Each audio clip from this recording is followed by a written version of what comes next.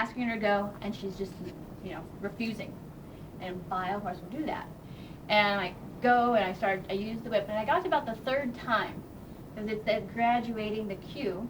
You're asking for something, you want them to do it, they're not doing it, you graduate the cue, and I'm realizing she's really not the type of pony to disobey.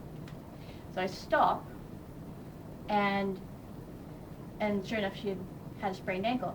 She's one of those that goes into a headspace where she's not human.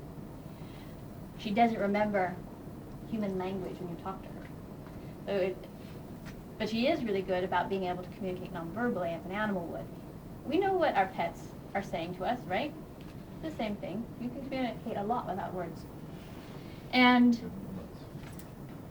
the other thing is using, maybe if they are in human headspace and they're really in trouble, is to sing a song, hum a song, a little child song, something silly that's really going to catch your attention, because you're going to hear that through the bit.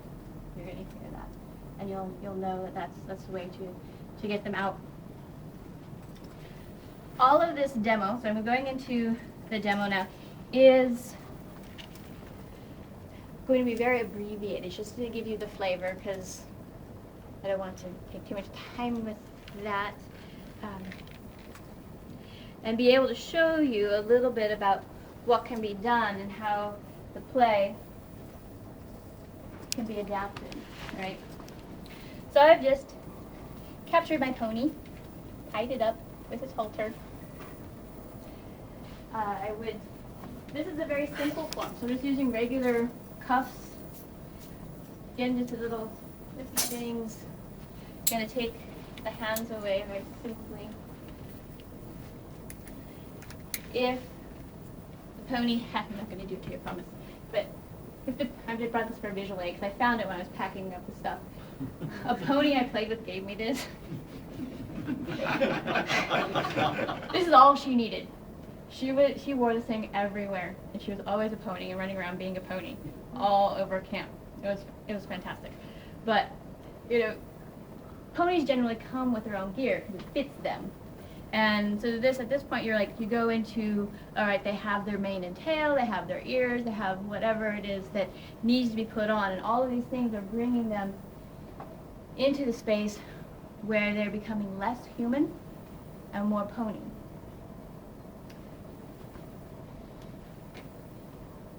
Just as far as tradition goes,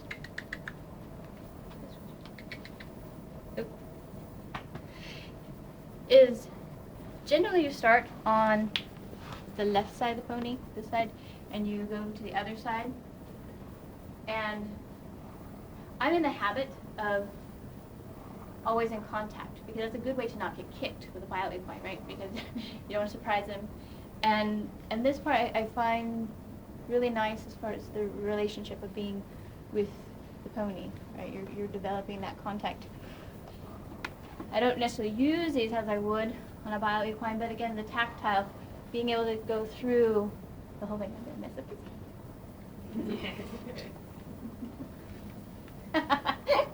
I just got kicked.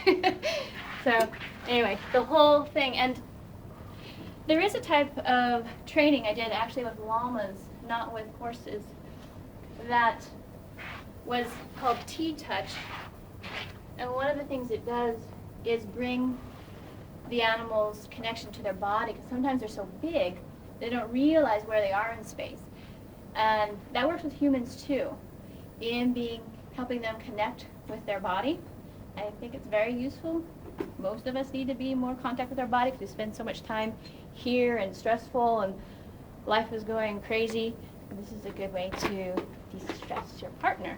And I think it's actually de-stressing for myself too, when you're able to really just be in the sensuality of the moment.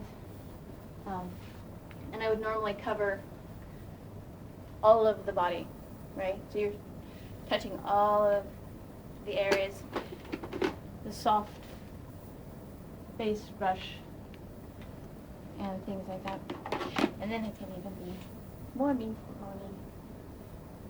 Creation is mean. Fun.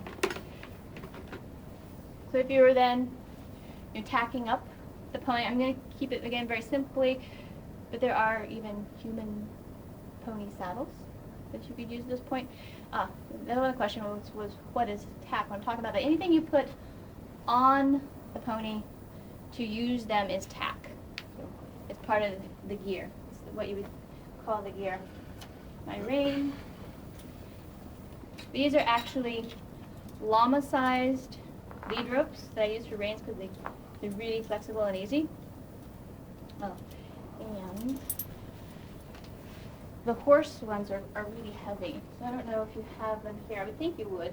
I'm missing this. Hopefully this works.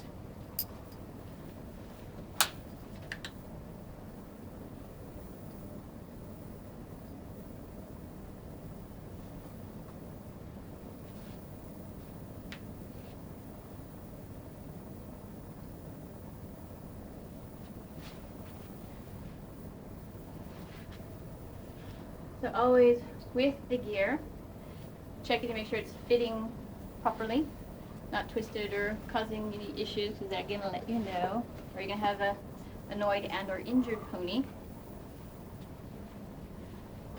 I might typically leave this on. It can sometimes also be used as side reins if you wanted to connect the bit to the halter for more control or bondage or something. That's another option. I'm going to take it off for now so you can just see. Everything can be adapted to pony play. Even the little merry-go-round horse is now a hitching post. So I'm going to actually take you to the space over here so we have more room to move. So if you would please follow.